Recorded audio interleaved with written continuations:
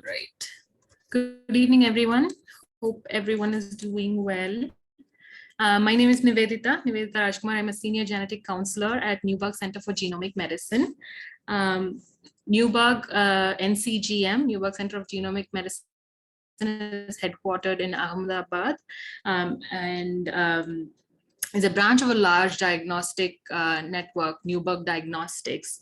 The NCGM specializes in clinical genomics and genetic counseling and genetic services. We are proud Neubergians, and at Neuberg, we want to make it a point to celebrate and highlight diversity and bring about inclusion. Today, on the 21st day of March, globally observed as Down Syndrome Awareness Day, we take pride in celebrating the extraordinary lives of people with the extra 21st chromosome. Without any further delay, I want to introduce our moderator for this evening, Dr. Sheetal Sharda, who is the Director of Clinical Genetic Development and Implementation at Neuberg Center for Genomics. Her special interest is pediatric genetics, and she also heads genetic counseling. It is now your stage. Hi, thank you, Nivedita. I welcome you all on this occasion, and these days are celebrated for awareness as well as celebrating the lives of these wonderful children. And today we will not do, we have three great speakers with us, and I'm proud to introduce all three of them. So we have Meghnaa, and she's a proud mother to Unnati. And I came across Unnati maybe almost 10 years ago when I started going around to look for schools, inclusive schools and places where children with special abilities are being taken care of. And when I visited one of these schools, I found Unnati reading a newspaper, and that was probably the first impression I had of Unnati being someone very different from all of us. Like, she was reading a newspaper, though I myself don't read a newspaper nowadays. But that's how I was introduced to Unnati and to Meghnaa. And Nivedita, if you can just share the Meghnaa's profile. So Meghnaa will be talking about her journey with Unnati, her daughter, who is 16 years old. And then we have the second speaker again, very proud to introduce her, Dr. Shubha Phadke, my teacher. Never have any problems as far as anything is concerned. And she is a medical genetist from past 30 years. And we would love to listen to her regarding her experience over the past 30 years as a journey as a genetist dealing with children with special abilities. And then we have Dr. Jayashree Gopal. I was not in touch with her previously, but Meghnaa introduced me to her. And I think she would fill in the gap that as pediatric genetists or pediatricians, we are sort of a little bit accepting in Down syndrome as an inclusive condition nowadays. But as they grow older, you know, their problems, their queries, their seek of information is different compared to when they were children. So I thought that today we would touch upon that aspect. And we have definitely invited many of the Down syndrome forum where parents are directly asking questions to these. Meghnaa to share her journey with Unnati. Meghnaa, please.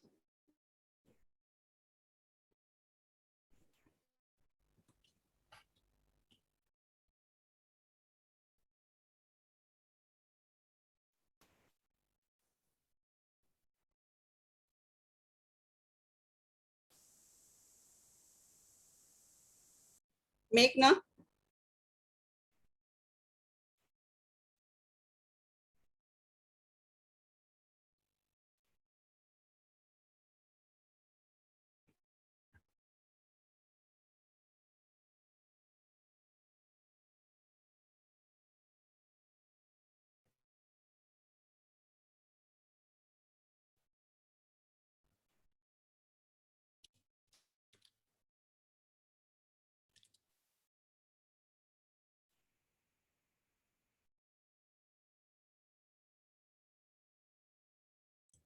Hello, Meghnaa.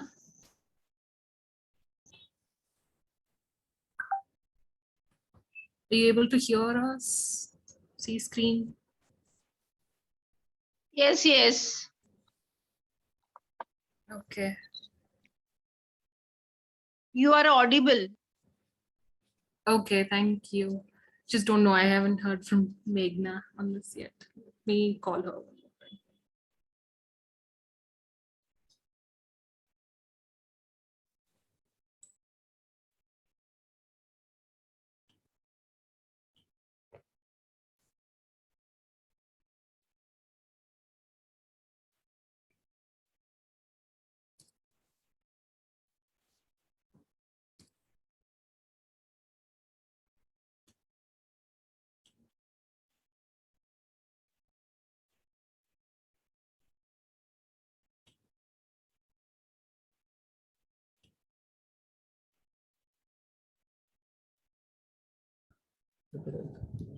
Hi everyone, I hope I'm audible now. Yes, Meghnaa. So sorry. Good evening everyone. So actually I'm traveling and I was just trying to figure out a place where I can get some decent Wi-Fi connection. So you are sharing your screen? Not really, because I can't access my PDF, but I can definitely share without a PPT if that is fine with all of you. Okay, fine, please. Yeah. Thank you so much. Thank you for understanding. So, good evening, everyone. I am Meghnaa Surana. What you see on the screen are missions and the work that I've been doing. But frankly, I would like to introduce myself as Unnati's mother, because in the last 16 years, that has really become my identity, if I can say that. So I would like to start from the beginning. Dr. Sheetal, Dr. Nivedita, if you could just stop, sharing the screen, because, yeah, thank you so much. Thank you. So Unnati is 16 today. She turned 16 in January. And I was 25 when she was born. So I didn't really fit into any of those typical categories of women who might have a child with special needs. I was 25. I have a neurotypical older son, and I had a pretty eventless pregnancy. But I was very, very fortunate in the sense that as soon as she was born, the first thing my neonatologist told my husband was, "It looks like your child has trisomy 21. You could go in for a karyotyping for a confirmation." So I was lucky because we came to know of the diagnosis at birth. I was also very fortunate that I met Dr. Surekha Ramachandran when Unnati was hardly 1.5 months old. If I can say this, whatever Unnati is today, I'm going to credit it all to Rekha Ma. For those of you here who are from the Down syndrome family of India, you know that we call Dr. Surekha Ramachandran Rekha Ma, because that is what she means to us. She is our Ma. And Rekha Ma was my backbone, my strength. She helped me navigate through the most difficult years of my life, because I took a long time to accept the diagnosis. I couldn't comprehend when the internet or when doctors told me that your child is going to be mentally retarded. It just didn't make sense to me. And again, I'm going to say this word again. I've been very fortunate that I have a family which just stood by me. They are my pillars. They, when people look at Unnati, or when people talk about her achievements and they tell me, "You've done good work with her," I want to tell you, it is the family that stood by me. to every parent here, to every doctor here, to every person here.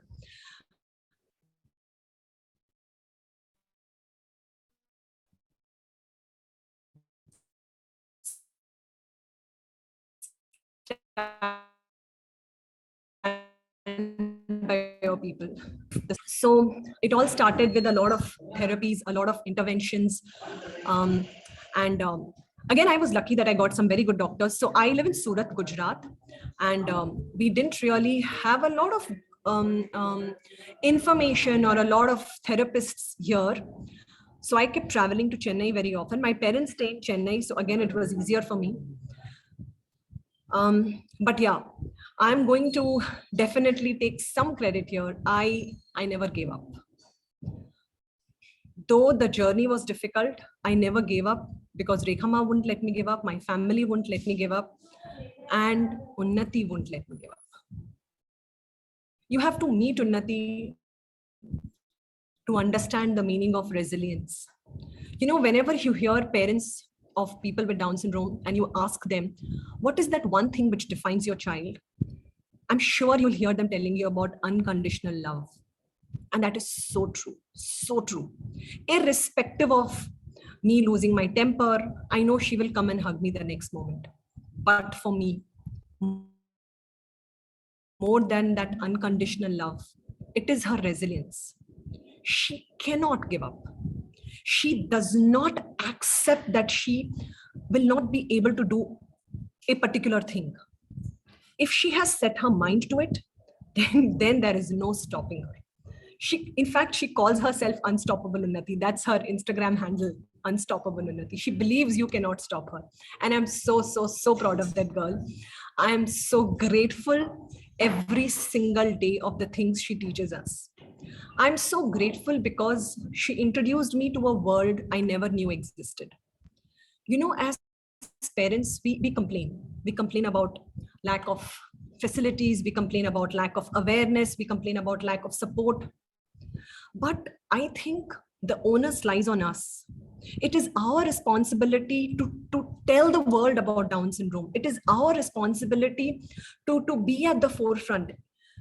Because ultimately, that is why the child has come into our lives, isn't it? If Unnati was not in my life, I wouldn't have known a thing about Down syndrome. And I would have just been as insensitive as we call people around us. So really, who is to be blamed?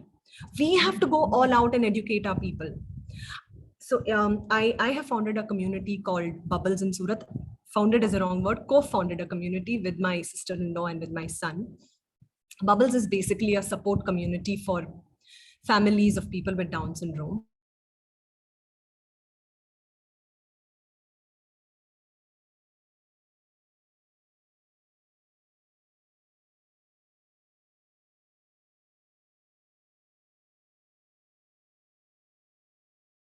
I have a child with a disability. I have parents who will tell me, ma'am, in that video I am seeing, please remove me from there. I don't blame them. We still have a social stigma. But let us really come out. Our children are different. They are not less. They are not less in any way. You know how Rekhama puts it? Rekhama tells me, she's here to teach you. What are you doing with her? You aren't doing anything for her. And that's how she talks. I'm trying very hard to quote and talk like her because I don't know if I can ever be as strong as she is, but this is how she puts it. What you're doing for her. Yes, our children are here to teach us. So let us really not belittle them by thinking that we are doing a great work with them. No. Of course, when you are a special needs parent, the journey is difficult. I'm not going to deny that. There are challenges all along the way, starting from finding good doctors, good therapists.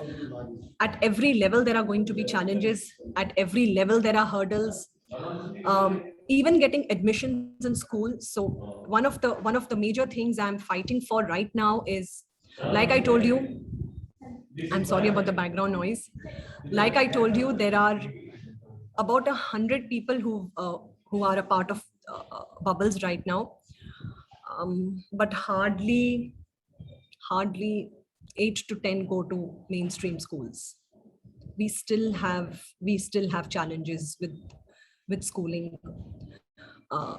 Employment, I mean, I know it's going to be a challenge. And fear. What after me? What after my child is out of school? So Unnati has just written her grade 10 exams.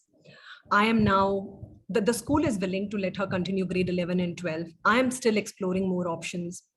I don't know what after 12th. I don't know if she will make it to a university. By the way, Unnati knows that she'll go to a university. She recently Googled about some University of California, some university in the US, which has a special course for people with Down syndrome. She has recently Googled that and shared that with me.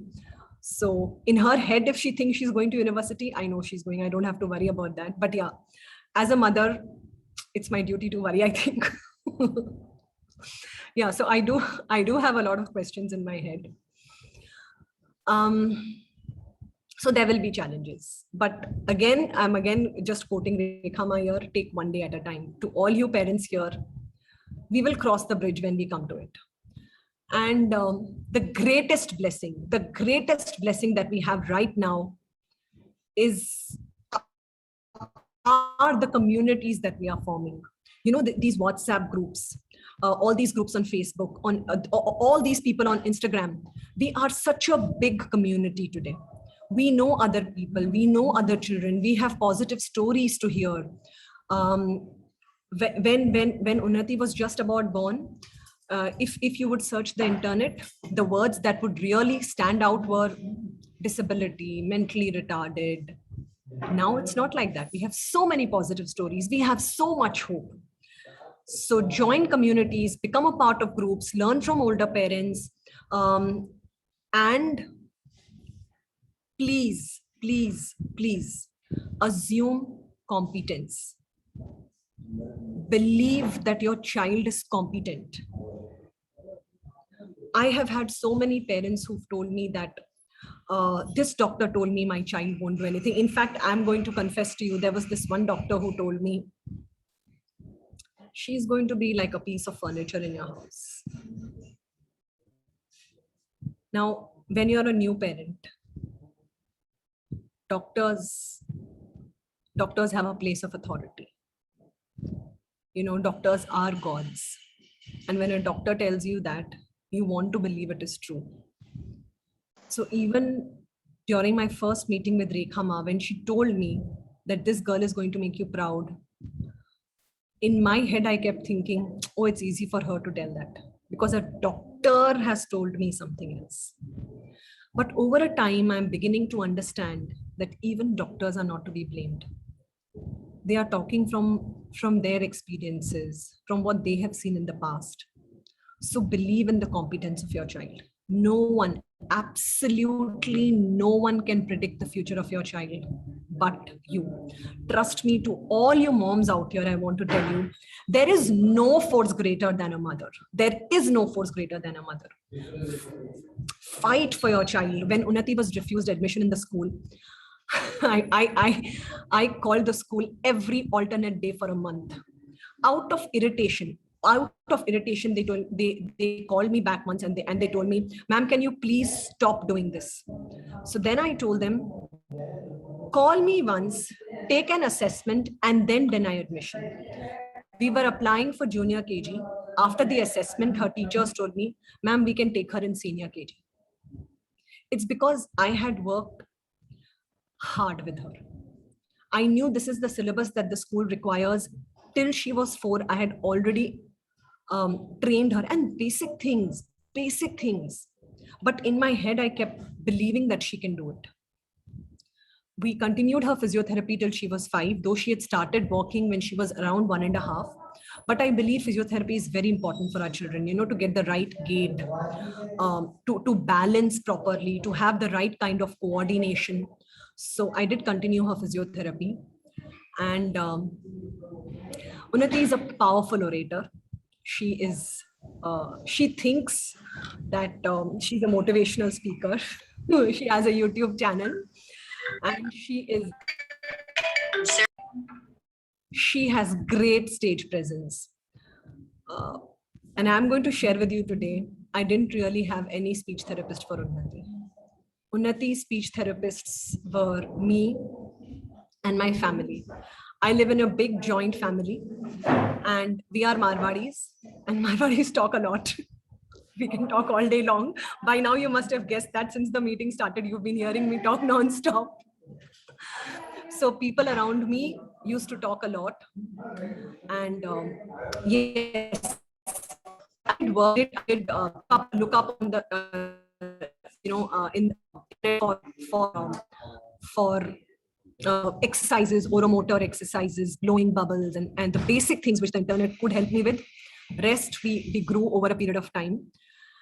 And what also helped was our children are very good at aping.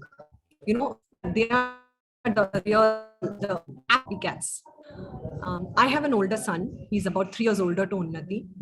And he was into a lot of these speeches and debates at school. So when he would practice at home, she would do the same thing. She would also, so we got her this plastic mic and we would, prop up 2 beds and she would stand on them thinking it's a stage, and she wanted to be like Bhaiya. She still wants to be like Bhaiya all the time.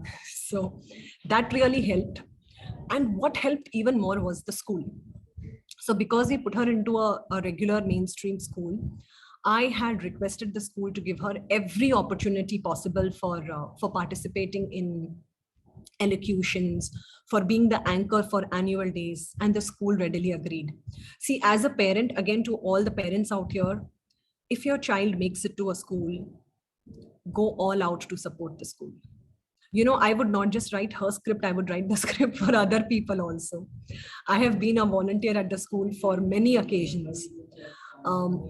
I organized play dates every Saturday till Unnati was in grade 5. Every Saturday. I remember my mother-in-law telling me once, "Tu hi sabko bulati hai, koi aur nahi bulata." But I had to create those groups for her.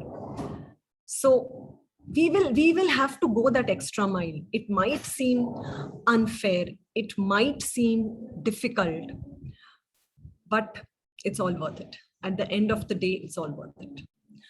Our children are visual learners. I started reading, flashcard reading for her when she was hardly 8 months old. I used to make flashcards at home. I had read something on the internet, so I didn't really follow any program as such, but whatever I could do at home, I would do that. And by the time she was 3, she could read close to, 5,000 words. Read as in she could identify. We gave her every possible opportunity. We took her everywhere we went, be it parks, be it movies, be it holidays, be it parties, every exposure. I tried every single sport with her. Swimming, skating, dance. Someone.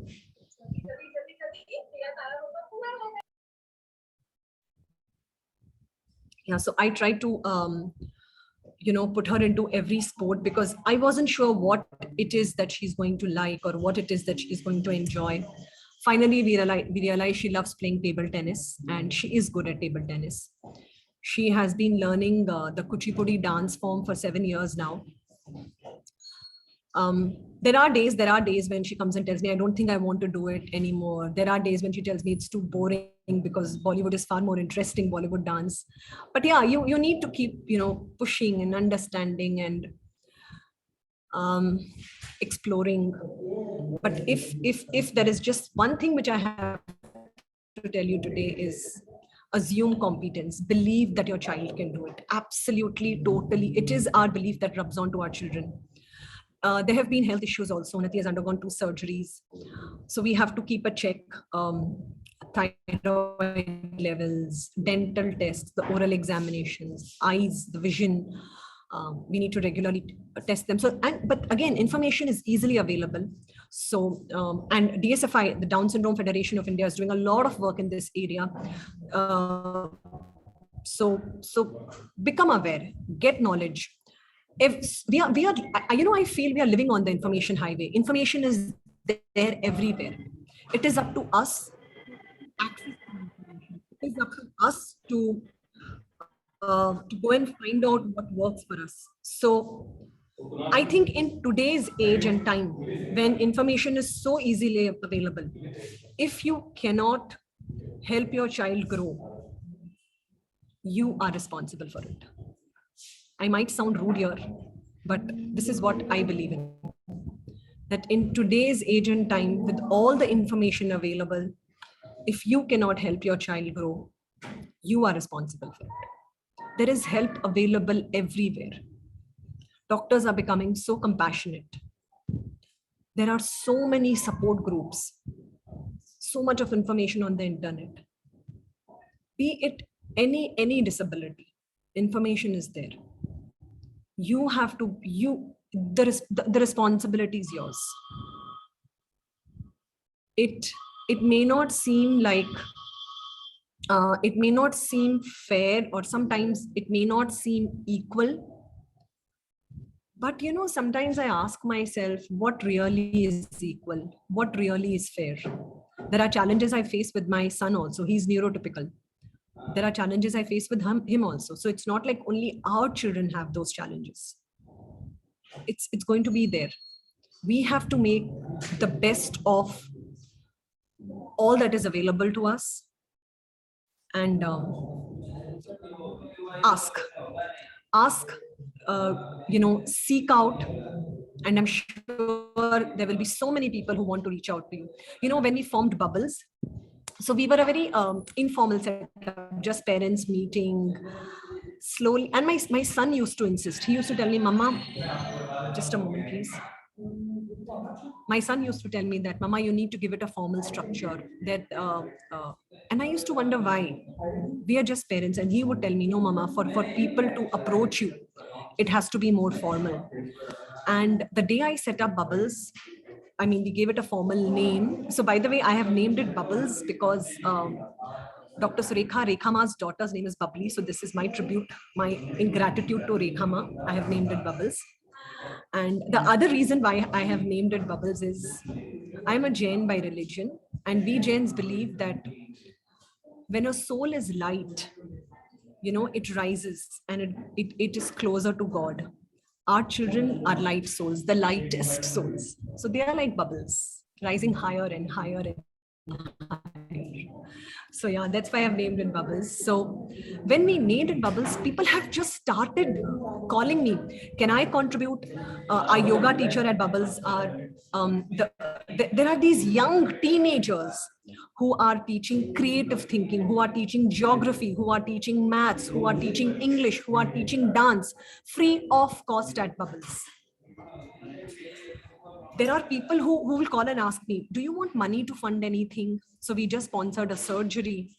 There is this organization called Unitary, which was set up in Surat, where there are neurotypical teenagers and they will organize weekend parties, or we just had a Christmas party. So there will be neurotypical teenagers and our people joining together and enjoying together.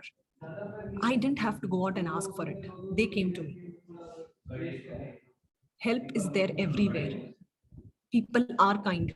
People are compassionate. We just need to reach out and we need to believe in the goodness of people. If there are any questions, because I have a lot of questions for the doctors here. So before I ask the questions, if there is anything anyone would like to share with me or ask. Hi, Meghnaa. Yes, hi, Dr. So there is a question. It's probably not a question. It's just a request that they want the contact number and contact details of Bubbles. So if you can just type in there. I saw that. I've answered that. Yes. How many children? So we have about close to 100. I wouldn't say children. We have children, young adults, and adults with Down syndrome.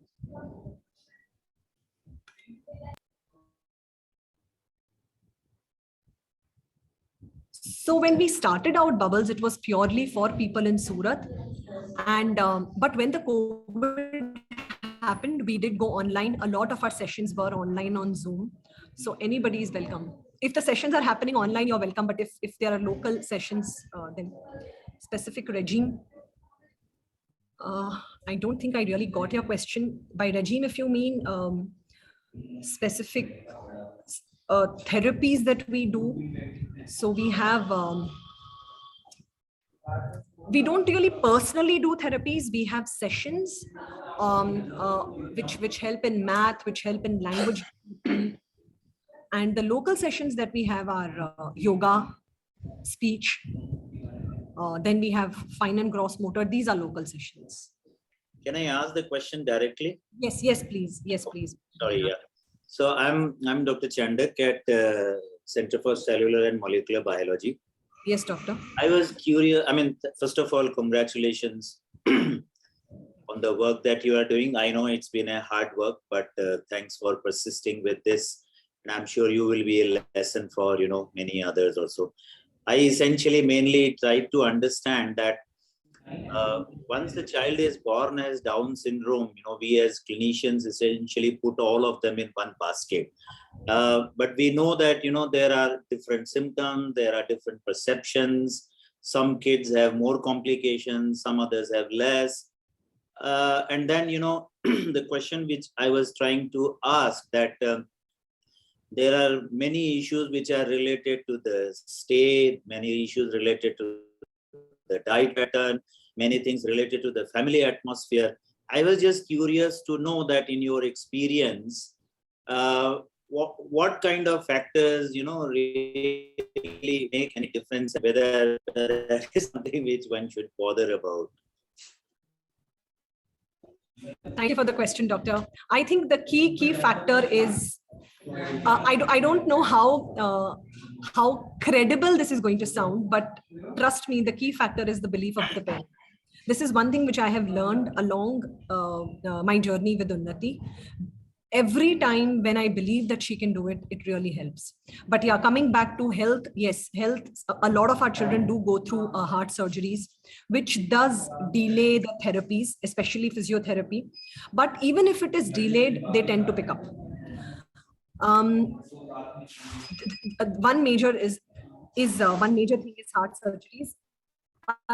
The thing we need to look out for is getting the thyroid levels tested regularly. A lot of our children tend to miss out on that, which I think Dr. Jayashree will be addressing that. And Dr. Jayashree also has been a very, very huge contributor in Unnati's growth. I don't even know if Dr. Jayashree remembers me from all the patients who flock to her. But yeah, thyroid levels. And one other thing that you had asked.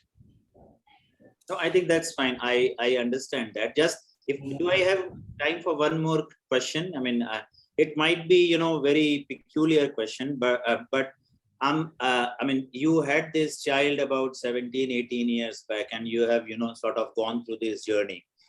I just want to rewind and say that, do you advise if there is any mother who is diagnosed during the antenatal period with Down syndrome, would you advise them aborting, or would you think that with such kind of support, it should be possible to manage? Sorry for this. I'm sorry if I'm, revisiting your troubles and pains and other things which you might have gone through. But I mean, I've been in this field for last 20, 25 years, but I haven't got a satisfactory answer to this. And to me, it seems that technology, as it develops, does it help in these decision making? So, doctor, I wasn't advised of any of the tests. I mean, I think I was here. I just heard that there is something called a quadruple marker now. In my time, there was something called a triple marker, but I wasn't advised. So, frankly, I did not know about Unnati's diagnosis till she was born. And now, since you have raised this question, I'm going to share something today which I've never shared on a public forum before. I don't even know if I should be doing it, but I guess the question has come today. There has to be a reason. So my husband came to know of Unnati's diagnosis right at her birth. He didn't tell any of us for 3 days because he wanted me to settle down first. He knew I would take a long time to accept the diagnosis. After 3 days, we were taken to a counselor.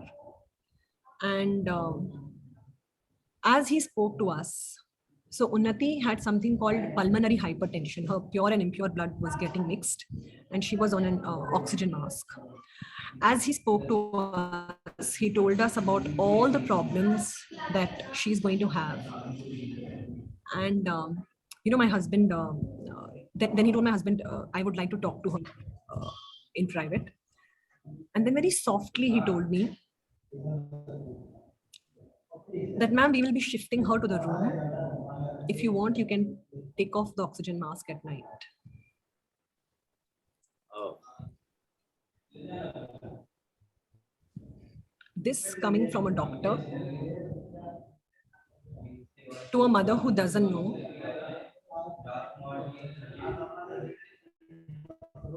And I'm not going to lie, for a moment I thought it was the right thing to do. I don't know when I'll be able to forgive myself for it.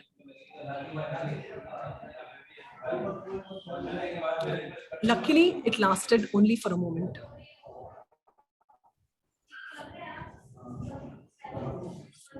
Now, after 16 years,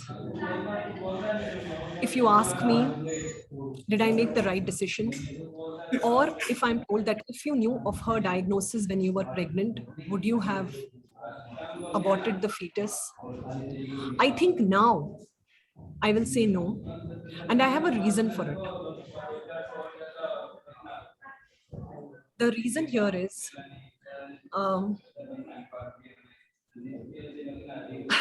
I don't know how many of you are going to agree with me here, or how well it is going to go down with all of you here, but this is my personal reason. This is just a moment.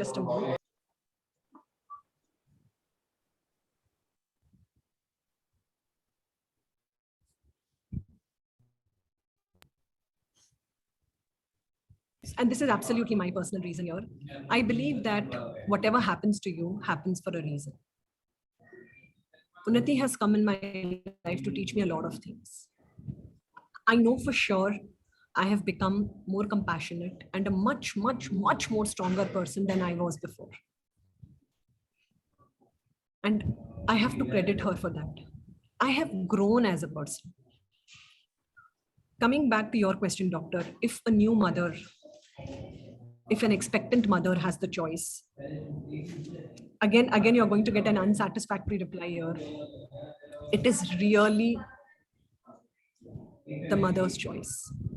I'm not going to go either way. In spite of all the technology, all the help, all the support, all the information that is available to us, not everyone has that. Not everyone is strong enough.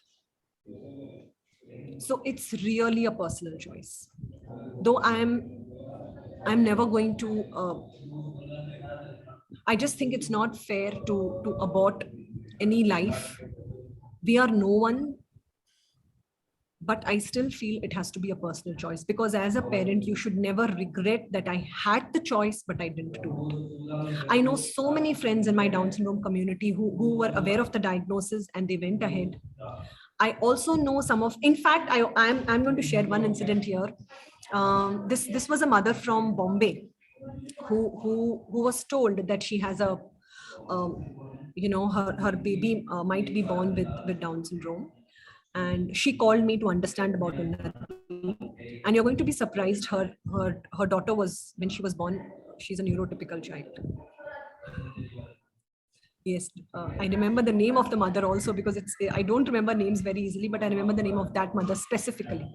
So there are such cases also. And if I'm going to simplify this for all of you, this is what my mom told me. I don't know if it makes sense, but I'm definitely going to share it here because that is my mantra of life. My mother told me. So she told me we are Jains. She said, हर चीज का एक connection होता है. There is a connection for everything.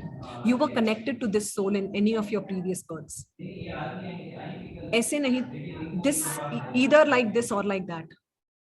She is going to come in your life.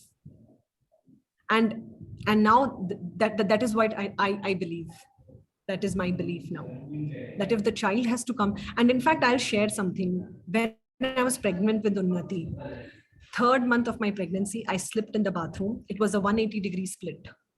She survived. 5th month of my pregnancy, I rolled down the stairs, like how they show in Bollywood movies, no, like that round, round roll, like how the carpets roll. I rolled down the stairs like that, like a long flight of stairs.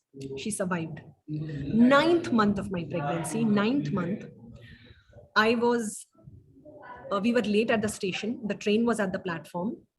My son ran and jumped onto the train, and the train started to leave. Now he was a 3-year-old kid. I had no choice. I tried to board the train, and the train left with full speed. So I am trying to climb on a running train with 1 foot on the train and 1 foot in the air. Till after 2-3 minutes, someone saw me and pulled the chain. I remember my gynecologist telling me कि तुम तो कोई warrior को जन्म देने वाली हो. Her words did come true, but in another sense. I did give birth to a warrior. Well, I think these are the kind of answers that I do hear. So I'm really sorry to have, led you through that. No, doctor, I think but I think I had to share this today. I have kept it with myself for very, very long. So again, I would say that for everything you need a reason. So I'm happy that I could become a reason for your these thoughts and emotions venting out. Thank you very much, madam. Please carry on and do let us know if we can be. I mean, I know that help always pours for you, but I don't know how we can be helpful. But yeah, I mean, we are all to this community. I Thank think you very much. you guys, all you doctors, are truly the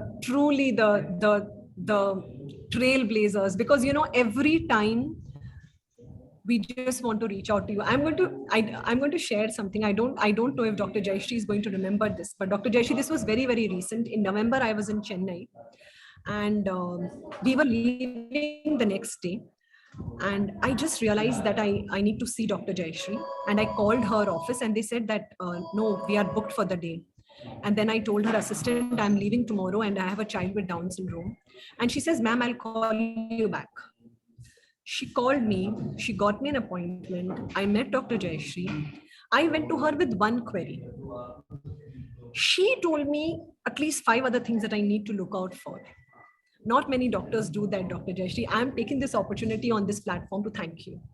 Not many doctors do that. Thank you so much. Because typically when we reach out to a doctor, with due respect to all doctors here, they are so busy. They would just look into the problem at hand. But here she was asking me, is this okay? Is this fine? You need to look out for this. Come back to me in March. Look at these. This is what we need. This is what our community needs, because we need you to guide us. So just be there for us. And to every doctor here, if you ever come to know of a diagnosis of a person with Down syndrome, please first thing connect them with Dr. Surekha. I feel no one can understand a mother better than her. She just knows how to guide us. And stay connected. All you parents, stay connected. There is a lot of force here. And yes, Rekhama's number, I will be sharing it with you. In fact, I don't know if I can just share her number. Maybe you could go on the website. It's downsyndrome.in. The website is downsyndrome.in. So Rekhama, now what she's doing is she, when a new parent connects to her, she tries to connect the new parent to someone in the local area. So it's easier for you to, because a lot of us have language problems. So I've just shared the website with you here. And thank you for all the messages and all the love that is coming in. So Meghnaa, you have got your title for your novel also. Probably the next book is coming as Bubbles and the Bubble Maker. So we are looking forward to your book now. And thank you so much for, in spite of traveling, you took out this time. And I always remember you. Whenever anybody in Surat who comes with this diagnosis, I direct them to you, because I put my hands up that, see, this is all I can do to you. Rest is all you and Meghnaa. So please continue doing the good work. And thank you so much. Stay connected. Dr. Sheetal, there is one question here which I forgot to address. Can I take that question, please? Yes, yes, sure, sure. Yeah. There's a question, will introducing more than one language at the earlier stage delay the kid's speech and language? I'm going to give you an honest answer here. You know, I didn't even know about this. For Unnati, we naturally introduced her to 3 languages because we speak 3 languages at home. So with my in-laws, I speak in Marwadi. I am a Rajasthani. Between my husband and me and the rest of the family, we speak in English. And with the staff at home, we used to talk in Hindi. So I never realized, this question never came to my mind that I should stick to one language in the early years. And I will tell you what, today Unnati speaks English and Hindi fluently. She speaks in Marwadi with my in-laws. She's even picked up a lot of Gujarati from school. And now I'm going to share one of my favorite incidents with her. You guys are going to love this. You must hear this. This was 2016. We had gone to Spain for a holiday. So she always carries this little backpack with her, and she has these diaries and papers and small things which she loves to carry with her. So after we landed at Spain, we went to this restaurant and we were looking at the menu. So she tells me, I'm going to order my own food. I was like, okay, go ahead. So she takes out this notepad. She wishes the waiter in Spanish. She ordered her food in Spanish. So before we left for the holiday, she had already Googled Spanish terms for pasta and vegetarian and hello and thank you and good morning. And she had made a list in her diary. And she was communicating with the people there in Spanish. So the hotel that we checked in later, all of them had become fans of her because she would talk to them in Spanish. So really don't restrict your child. They will pick up language. Like I said, assume competence, trust that your child will speak. And when I go to Chennai, so my sister and I, we talk in Tamil when we don't want the kids to understand what we are talking about them. So one day she tells me, Tamil pesa ille, which means don't talk in Tamil. So they really pick up language very, very quickly. In fact, she scores the highest in her language papers only. So don't have that doubt. Please don't have that doubt. Thank you. Thank you. Sorry for the background noise. I am in a open place here. Sorry about that. No problem. We heard you well. Loud and clear. My daughter tells me that you're too loud, Mama. No, we heard you and we listened to you also. Right. Okay. So, Nivedita, can you please share Unnati's screenshot before we leave? And also Dr. Shubha's CV so that we can continue with the next talk. And this is also going to be probably a very informal talk. Dr. Shubha, she is, I don't know how to express that. She is so emotional with kids and the families that sometimes, you know, the empathy which she has for these families, we forget that she is just a, you know, clinical genetist or a doctor speaking. She becomes more of a family to them. So this is Unnati.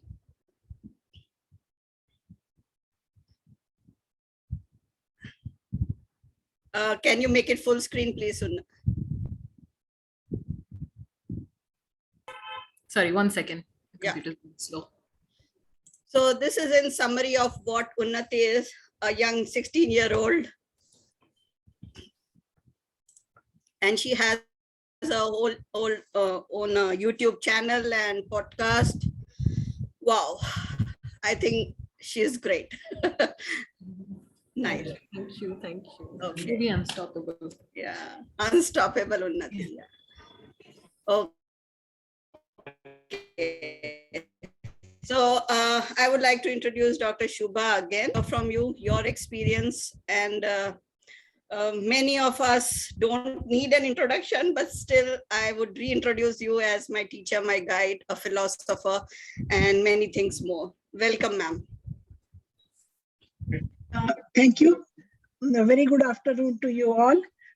Thank you for Sheetal for this, making me part of this excellent program and able to listen to Meghnaa ji. Really, it's a very thought-provoking story, and I think the story we should be shared with each and every person, not only with Down syndrome, but for every individual, because every individual has some or the other problems. And this teaches us how to deal with problems in the life. There will not be anyone without any problem. So I think there is, Sheetal, you have shown my achievements too much for too long time. So I will share my screen because I have some slides to show. And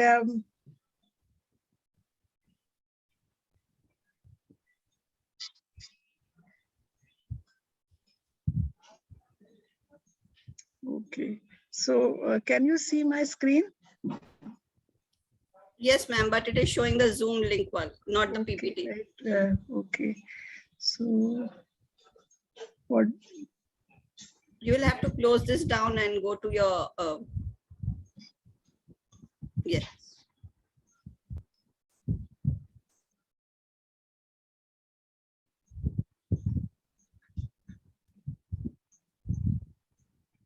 Okay. Yes.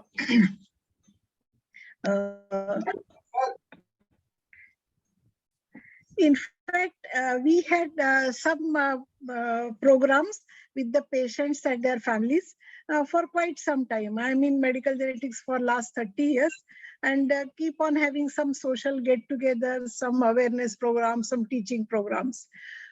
This talk was, I think, some similar type of talk I prepared because I think government told many other non-medical institutes to have some programs on the day of, I think, Autism Day or some day. And then some medical colleges celebrated Down Syndrome Day. We also celebrated Down Syndrome Day before there was this COVID pandemic. So in, again, 2020, we were also planning to have a Down Syndrome Day celebration. But just before that, I think, say a week ago, there was some idea that probably social get-togethers will be stopped. And then it didn't happen that year.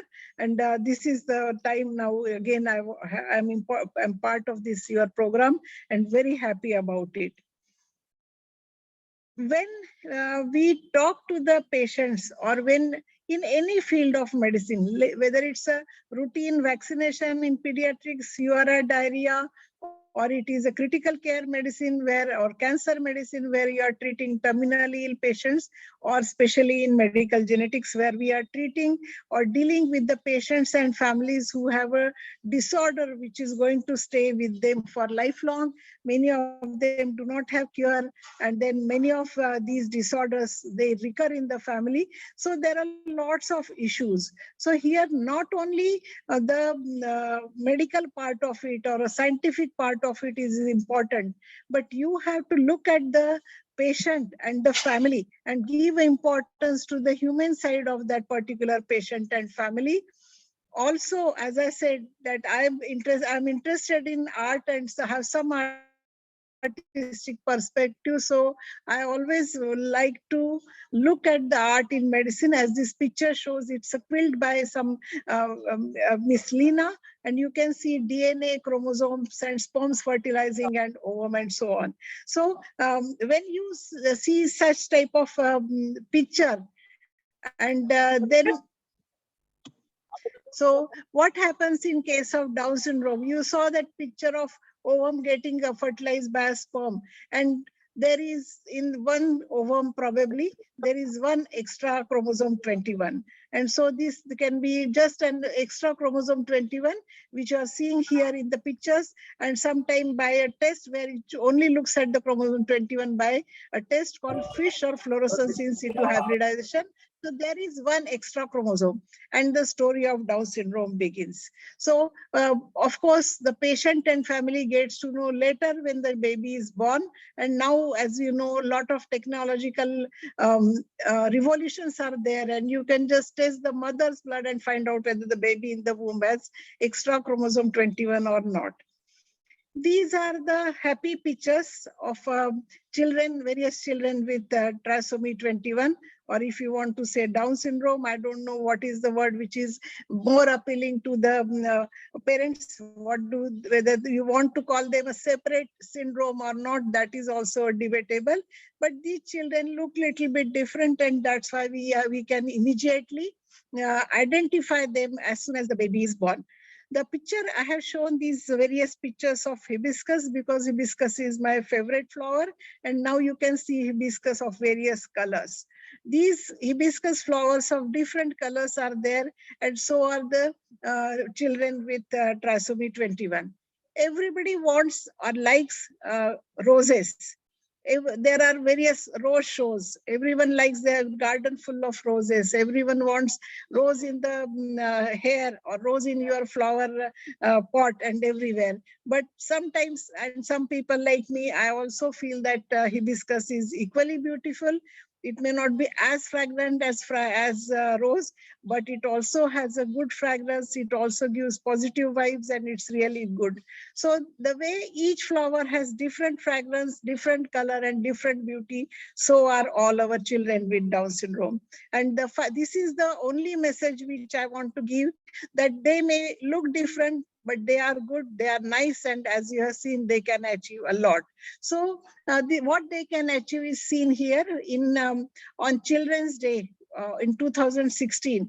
We celebrated with children with Down syndrome and some children with other disabilities. Basically, they were more patients and families with Down syndrome. And you can see how beautiful they are looking and how impressive the color, their cultural program was there. We had a lot of guests from different parts of the society, medical as well as non-medical, and the parents came from different strata of the society. They came with the children, and the images there, I have the lot of many more photographs which really give some idea about the positive vibes and how the families and everybody enjoyed. And you can see one child who himself was clicking the pictures, and it's really, really enjoyable. The objective of this particular program, or the theme of the program, that everybody wants to go to the school, and that is our dream. That is the dream of children with Down syndrome or other disabilities, and that is the dream the parents have. And you can see many parent support groups are really trying to fulfill these dreams of making their children independent, as well as achieving best whatever they can achieve during their life. This picture, of course, there are many more, and also there are XY individuals also, not only XX in my staff, but I have put their picture because we had bought these similar saris for everyone for this Down Children's Day, and it was really a party with Down syndrome. The girls, you can see the way they enjoyed. Many of them are not, they were not mothers, or they had really do not have a experience of rearing child, though they have seen children in their, as a pediatrician or as a social worker in their careers. But when they spend the whole day with children with Down syndrome, the positivity which they got during that whole day was really enormous, and everybody thought that really their children, company of the children can be really enjoyable. Also, there was a lot to learn from the children and the parents, as Meghnaa ji has told, and every mother has similar type of stories. And when we see the children and see how they have taken up challenge, and they are doing it happily, taking care of the children, have ambitions for their children, and lot many things. So when I talk to these families with Down syndrome, the stories are very many. Like Meghnaa ji's story, we also have many stories. One small questionnaire-based study we had done with Dr. Girish when he was doing DM, and there were structured questions. Who told you that the child has Down syndrome? How was it told? And lot of things, bringing the reality in India, that many families do not get to know that the child has Down syndrome. There may be, the children have developmental delays, they may have structural heart defects, and so many things. So many of these families were really unaware of these things, in spite of them going to various hospitals, or in spite of hospital deliveries. The one important question, and there was one open-ended question, that if they want to tell anything. So I want to tell, as previous speaker told, one father told me that only they had come to us to find out how the child with Down syndrome can be killed, because somebody had told that the children will be made fun of and they will be burdened, and the children will suffer because society will make fun of them. So we told him, no, they can lead happy, healthy, and fruitful life, and they can be loving. They will love you and you will love them. So it didn't take much more time. In fact, I started explaining how they can achieve and so on. He said, no, enough, just within few sentences, he was clear. He said, nobody told us that. He said, I was very misguided sort of thing. So basically, getting correct information is very, very important. So one of the parents, I read somewhere that when the Down syndrome word was used, mother felt that there is something so down that nothing can low can happen than that. But it is basically name of the doctor, and it's in medicine, it's a concept that many disorders are labeled, given name of the doctor who first time described, and hence it's Down syndrome and not Down syndrome. So it's no apostrophe S. And of course, at that time, the situation, social system was different, the economical system was different. The children were sort of labeled idiots or taken secluded. But now it was 1858 or in 19th century. Now we are in 22nd century, and the situation has changed, as you can see very obviously. Not only there are very many facilities for any individual with disability, but also the social and economic situation of the country and the society has improved, and so is the changed perspective of other so-called normal individuals looking at them. And that's what we want to now communicate and make it more known to the clinicians, patients, families, as well as lay persons. So though I'm a doctor, I don't want to go into the scientific details of this disorder, but you can see that the extra chromosome 21 sometimes can be attached to other chromosome 21. Sometimes it may be just lying separately, or it may be attached to the chromosome 14, as you can see. And sometimes some parents may have such type of a rearrangement where the parents have totally normal DNA material, but the chromosome 21 is attached to 14 or other 21, making them susceptible to having abnormal gametes with imbalances, and that's why they can have Down syndrome. The scientific information is later on very important for every family, because they really want to know why this has happened. Even if those who do not want to plan another pregnancy, they want to know, why did it happen to me? And these pictures and their reports, they make it very important. Also, for some families, the risk of recurrence may be really 1%, or it may be 10%, or it may be really 100%. And all these things really are important for reproductive decisions of the family. So why there is so much of hawa about this particular disorder? First thing is that they do have some developmental disabilities, and of varying severity, though we say that their IQ is usually between around 60 to 70, and most of them do perform very well. But if you take a lot of children, maybe about 1 to 3% of individuals in the society may have some disability, and 30% of them are because of trisomy 21.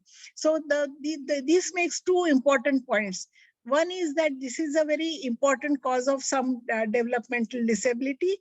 Also, that the absolute numbers are so large that they are a very important part of society, and the society has to learn to interact with them in the best possible way. And then naturally, there are a lot of scientific and technological developments, and also possibility of prevention, which really is again a thing we would really want to diagnose the baby in uterine and then treat the baby. That is the final goal for every genetic disorder. disorder. But for the time being, prevention by early treatment is not really possible, and the option of prevention by termination may not be acceptable to very many. So you can see that many of the children, depending on their cognitive abilities and their training, they can do a lot of things. As Madam said, that her daughter can really talk so many languages and run a YouTube channel and so on. So this is because the variability of intelligence, whether you take Down syndrome children or individuals, or you take any other individual with or without disorder. So so-called normal people also have IQ, we call between, say, 70 to 130. So the range is very big. And everybody wants their child to become an IS officer, say. And sometimes if they don't get 99% and they get, or the child gets only 95% in 12, they feel it's a failure. So ultimately, one would say that the child has IQ of 115 and very bright child, but parents may feel that he has failed because the child hasn't got admission into AIMS or government medical college. So it's the perspective which makes you realize whether your child is failure or not. And then these are the arbitrary cutoffs of about 70 IQ. There's less than 70, we then compartmentalize into somebody, those with so-called disability. So this is important and useful because really you need to plan their training programs, make the facilities for them, do extra efforts and so on. But really these are not watertight compartments. And also the outcome of somebody with the IQ of 55 and 70 may vary depending on what are the resources he or she is getting, what is the input of the parents, and so many other things. Same way, like we know that many children fail in maths, but if they do take another subjects and they may become great historian and so on. So basically, learning is a very, very complex process, and IQ or intelligence is extremely complex beyond anybody to really analyze even those who have IQ more than 140. So basically, it's a complex process, and as we are gradually incorporating all types of individuals in the society, these so-called watertight compartments, they will gradually disappear and have to disappear. And that is why we want all children to go to one school so that everybody is treated equally, as well as so-called normal individuals also know that they are different. Because as I said, those in class, like some schools have probably section A for better performance, section B for some other, section C. So that is also a compartmentalization and maybe really not so correct, or maybe really giving inferiority complex to others and so on. So the message through is that so-called those individuals with low IQ, whether with Down syndrome or without Down syndrome, we have to really find out what are their strengths. And as the one with IQ 85 but is very bad at maths, you just leave maths away and then let him or her do something else. Same way for those with such type of some limitations in cognitive function, we have to find strengths, and that is being done nowadays. And that's why we have a lot of good results. And if you find out these success stories and those individuals living happily, so lot of things you can see in the internet. What I have shown, these pictures are, you will see they are from a different society, not really Indian, but that happened earlier to them because as society progresses and is become more financially better, they are always better advanced. But luckily at this time we can say India is in such a state that whether we should really keep on saying that we are developing country, we are poor country, I think we should stop that. And because we see a lot of new facilities are available for all individuals. Even when I came to Lucknow in 89-90, there were hardly any schools for children with disabilities. And now there are normal schools we are taking children with disabilities and having special classes for them, and they are doing so well. So now in India also there are many children who are doing well, very well, and this girl has received award from the president and is daughter of my classmate, and really when I felt her in some marriage, I knew her before I could meet her, because I just knew about her, and because I talked to her father many times. So when I really saw, I felt so excited, like I'm meeting some very film star or something very like it was honor for me to meet her rather than she meeting me. So really that type of they are good success stories are there. This is another success story of a son of my friend Dr. Bhavna. Their efforts, of course, always we have to say that the society is doing a lot, but most of the things still are basically the credit goes to the parents who are extraordinary, and because of them probably their children really got those efforts and got those positive vibes and got their probably so-called intelligence also from those intelligence doctor parents. So Sahil is doing a lot of achievements are there, and then he is doing he's yoga teacher and lot many things also he's doing. Also, just an interesting story, we had invited this IS officer, Mrs. Zimomi, for the program. And she told, as you can see, she is from Northeast, and she told that there was a joint family, and there was one cousin who had Down syndrome. But she said in their family, nobody could even make a difference that she is looking different, at least because of their facial features. So she said it took long time for us to realize that she is different, because she was also going to school. And there are always many children who are not doing so well in the school, and they are accepted, nothing like that, nothing different than. So these are about Sahil stories and various achievement. This is a page from a chapter which I wrote for update for pediatricians. So annual conference of Pedicon every year takes out one book, and they asked me to write a chapter on gene therapy or Down syndrome. I said I'm not doing gene therapy yet, so better to write about Down syndrome. And really, I just wanted to tell that these children are doing so well. So when they are diagnosed, we have to tell the family that what they can do and all that. And I wanted pediatricians to get that message. So once I wrote that letter and sent to one of the editors, Dr. Meghnaa, and I got his email, and he really wrote so well and got me feedback that what I wanted to convey my message, that these children are so nice. They should be really, the doctor should be involved in their care and not cure. So basically, such type of things are very important to convey the message to the clinicians. There are many other success stories you can put in the book, and you can put your internet and see. I also got to know about Aditi from internet. So basically, we have to think that don't focus on what they can't do, but focus on what they can achieve.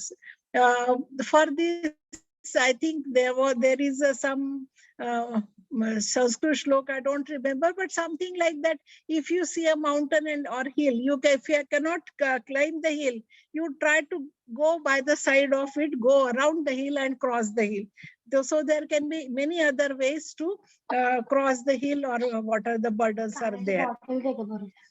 Basically, regarding care, there are a lot of things, and I think your clinicians would be telling. Just summarize briefly, at least these things should be done, like thyroid, and first is to look for major malformations immediately at birth and first few months, and then especially eye examination, hearing, and lot of things, vaccination, information about physiotherapy, especially if it is hypotonia. Many of the children, in fact, first 6 months to 1 year, they do so well that it's difficult for parents to accept that their child has some disability. And they keep on telling, absolutely, doctor, my child is very normal, very normal. So there is no point in telling that your child will be retarded. Please see that you are. So I keep on saying, yes, he is doing well, he is achieving, but maybe some things are little lagging behind, take care of that, and let us see how he gradually picks up and how much and all that. So I think it is very important thing that for those children who are doing well during first year, to really support and feel that their child doesn't have a problem. So that type of denial is not really troublesome if they keep on doing the rest of the things properly. So it's not necessary that they should accept the child has a problem and so on. So basically, every meeting with every patient, every family has to be individualized, and really those experiences, talking to different people, you know what they expect, what they think, and how we should, what information they want, and what you need to be give. So the objective of this treating the children or taking care of the children and families is to help them to lead fruitful, healthy, and happy life. And naturally, as there is no need to pester upon IQ again and again, but continuous evaluation by developmental pediatrician or developmental psychologist is very important, so that timely information can be provided. So when you tell the family, we say that the children learn to walk, talk, because their parents are anxious what he will do. Many times if you use the word mentally retarded or intellectual disability, they might have seen a really severe type of child with some other disorder, and they may have that type of feeling. So some logically realistic information that most of the children with Down syndrome learn to walk, talk, take care of themselves, express, feel love and emotions. So this much information is very important. And again, to tell them that with proper training, education, like which is needed for everybody. In fact, those who want to go to IT, they need more coaching than any other. So probably the children may not need that intense coaching, but appropriate training is very, very important for and useful for leading meaningful and independent life. And many abroad, I see many even individuals with severe spastic CP. They are also leading very, very independent life, using various gadgets to get up from the bed and so on. And so in our Indian society, our children, normal children also don't go out after 18 years and make their independent home. So it's, if the children with Down syndrome, they stay in home and they are happy. And we don't want that by independent day means they should go out and live alone. But basically they can take care of themselves, and we always encourage that even everybody, we preferably with the children, and even after marriage live together and so on. So basically living independent doesn't mean that they have to go away from the home, but if they live, take care of most of their things, and some financial things, some important decision makings, parents definitely will be involved, and such type of supportive care may be needed for many of the children, many of the Down syndrome individual as an adults. You can see now many of them can work and live under partial supervised setups. Better upbringing facilities by the parents. They have shown that they can do very well in Olympics, Special Olympics, hospital industry, some jobs, and naturally what everybody can do differs. It's same whether you have 46 chromosomes or whether you have 47 chromosomes. Everybody cannot do everything, and by choice, if you get to identify what you can do best, and if you get that opportunity, that is the best thing to happen to you. Making them independent is very important. And then I also word of caution about stem cell therapy and lot of things. These unproven therapies and wasting money for that is wasting money is okay, but I think the false hope created for the families, and I think we should really try to make care that these we cannot take in India. I think ICMR, nobody has been able to take any action against such type of therapy is being sold, but at least we can educate the families that these are, if they are accept your word and you tell this is not useful, then this is very important step for helping them to go to this in this direction.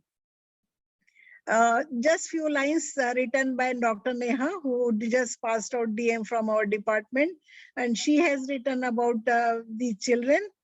लोग कहते हैं वो अलग है, ध्यान से देखो तो कोई फर्क नहीं हम में और इनमें, इनकी आंखें और इनकी हंसी थोड़ी निराली है, पर इनमें वही खून बहता है, चोट लगने पर दर्द भी वैसे ही होता है, इनको थोड़ी देखभाल की आवश्यकता है, पर देखो तो इनका जीवन कितना सरल है, बिना किसी छल कपट का.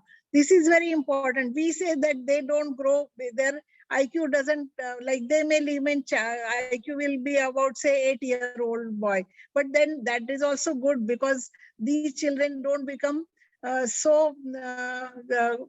what you can say that as adults we become very selfish, we become very very competitive, we became very shrewd. So I think these things don't go into them that much, and probably it's really they remain closer to the God because of their naiveness, and then that is why when we spend time with them, we feel more happy because we feel that they are unlike other adults who are very, very, always you feel they are competitive, they are looking at you, salary kitni hai, inko promotion jaldi hua kya, and all that. And most of them are unhappy about if somebody is doing good. But I think these children have these sort of not so good, durgun thode, they must be less in them. अगर हम इनसे कुछ प्रतिशत भी सीख जाए तो धरती पर नई मानव जाति का जन्म हो, जिसमें केवल प्यार ही प्यार हो. हमें शुक्रगुजार होना चाहिए भगवान का, जिसने सृजन किया ऐसे खास और अद्वितीय इंसान का, जिसको हमने डाउन सिंड्रोम का नाम दिया. यह डाउन सिंड्रोम कोई अभिशाप नहीं है, यह एक उपहार है जिंदगी को नए नजरिए से देखने का. So this is the perspective which our students and residents learn, and these are the words which we want to really happy, healthy, fruitful, useful to contribute to the society, loving, caring life. These are the objectives not only for Down syndrome children, but ourselves, for our children and everybody. A word about like a baby born with Down syndrome. So as soon as the child is born, as Meghnaa ji was told, the diagnosis written is on the face. And then breaking the news is a difficult thing. And probably still many pediatricians don't tell, obstetricians don't tell. And somewhere after 3-4 months when their parents notice something, or then some pediatrician who goes who while vaccination tells them and so on. But basically it's very important that as soon as the baby is born and Down syndrome is diagnosed, the family should be informed immediately, and there is no best way to break such news that this is not really good, but there are some ways which are worse than the others. Like the obstetrician, senior obstetricians doesn't like to do this thing because she has taken care of during antenatally and feel now that the baby, so she may tell resident, just go and tell them. But resident is the person who doesn't have any experience. So breaking the news should be done by a senior pediatrician, neonatologist or obstetrician in presence of husband, wife, and maybe agar dada dadi, nana nani ho, to it's really important that the information has to be provided.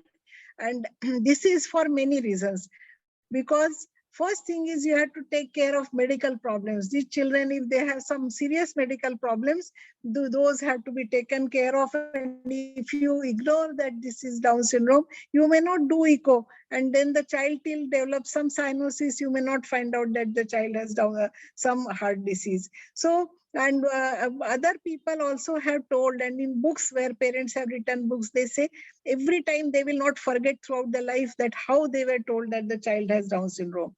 So this is a very, very important thing where everybody has to learn to talk to the parents, and not only Down syndrome. We many times are have to give bad news of untreatable diagnosis like DMD and so on. So that is really a part of our specialty.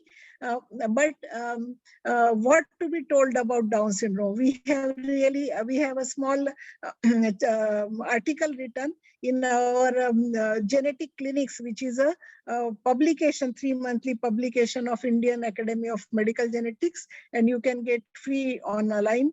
I see there are many doctors, and I think obstetricians should read this article, pediatricians also. So as soon as we get a diagnosis, you should be able to tell them.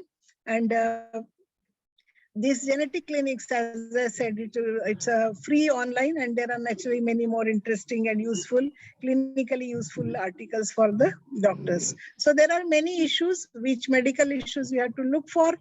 And lastly, I would just briefly talk a word about what we are talking about, prenatal diagnosis.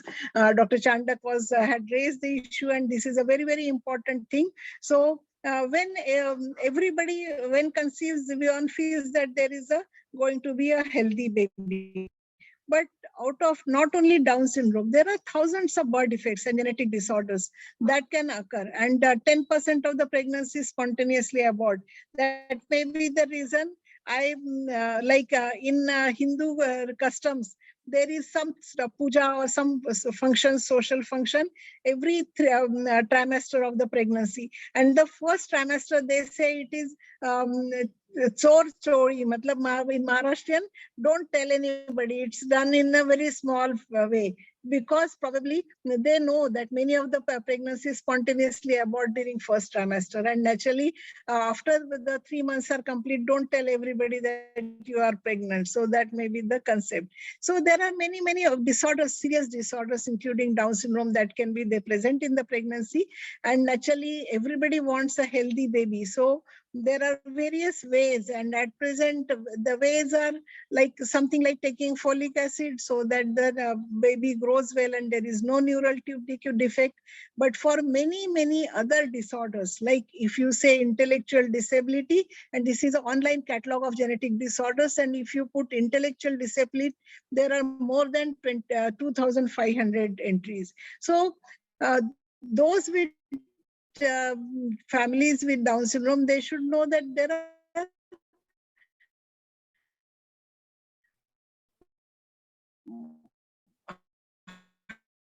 hundreds and many much more serious problems and other disabilities also. So there is, in this forum, it may appear to be very contradictory, is that provide screening and then and because at present we cannot treat diagnose if prenatally detected fetus with Down syndrome and anything such serious disorders. So probably the option of termination, if it is acceptable to the family, and that is being used by many families, and choice and such type of chromosomal non-disjunction where the chromosomes mal segregate and then leads to Down syndrome, or maybe syndrome. So the option that you get sample from the baby, and depending on risk of recurrence, family may decide to go for prenatal diagnosis, and especially those families who have one child with Down syndrome. Many of pregnancy, of course, most of the time, as I said, risk of recurrence is 1%. So in 99%, the diagnosis you can really associate with always termination. And as a doctor, we have to be with them, whatever their decision is there. But this type of possibility of prenatal diagnosis has allowed many families to have another children. Because in say 1995, 96, when prenatal diagnosis was not easily available, many families used to be very anxious of only 1% risk of recurrence, and many of them opted not to have further children. So basically, this option is helpful for those who want those, but of course, the decision about termination would be of the families, whether they want to go ahead with prenatal diagnosis or not. So with these type of lectures or programs, we want to really know about the medical issues of the disease. We have to make the society aware, accept these children for as a part of society, create suitable jobs from them for them, and help them to lead a dignified life. So we can see that they can lead a loving, affectionate life. And the population-based screening, that is become a very important part of antenatal care nowadays, because everybody feels Down syndrome is very common. It is easily preventable. That's what many doctors feel. So this has become very easy thing about screening of all pregnant women for Down syndrome. So this slide, I will not go into details again for the management, and there are many protocols. So now if the child with Down syndrome is born at birth, you have to take care of them, and hypothyroidism, a very important thing, which was seen in this particular child, and help by treatment. So newborn screening for everybody, this is a very important part. So I will take an opportunity to make everybody realize that in addition to, or more important than antenatal screening for Down syndrome, it's very important to have a newborn screening of all babies, because these are the disorders where you don't have to terminate the baby, or you don't have to take such type of drastic action, but you can treat them and prevent them become mentally subnormal. So the newborn screening is much more important. There are many films on Down syndrome. If you have time, probably they will give you different perspectives, and the perspectives really are different. What you heard from Dr. Meghnaa ji, from me, and probably there will be even some different views as different lives are seen, but most of them are positive, and these positivity should reach the parents. As I said, that prenatal diagnosis is possible, and this can avoid birth of children with Down syndrome if the family wants. But the objective is not to eradicate Down syndrome from the society. That is what sometimes I feel that some societies are taking that type of angle, as if that our whole objective of antenatal care is to detect each and every baby with Down syndrome. So that sometimes becomes becoming too much and a little irritating to me sometimes. But appropriately given information, we can use this screening. The other part of the screening is that there are so many screening tests available now, and the information about vaccination, blood group, and these doesn't reach, but only Down syndrome screening. I have seen many of the pregnancies from first trimester to almost 28 weeks. They are just occupied with quadruple test, double marker, NIPT, and so on.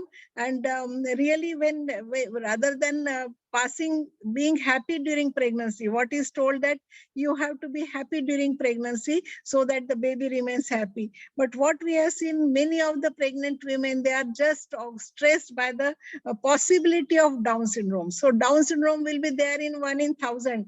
But at least 500 women spend at least 1 to 2 weeks of their life during antenatal care, just finding on internet, Googling what is quadruple test and so on. So that I feel that excess what is happening, we have to really, as a doctors, have to see that we take it with proper perspective and not overdo it what is happening.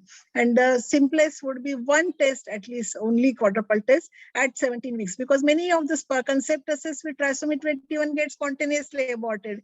No point in testing from 12 weeks to 30 weeks and so on. So lot of things are very difficult to cover in this time. But what I want to tell that it's very important that the proper perspective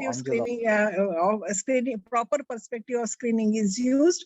The testing whether the baby has extra 21 chromosome by mother's blood, such technological marvels are very important.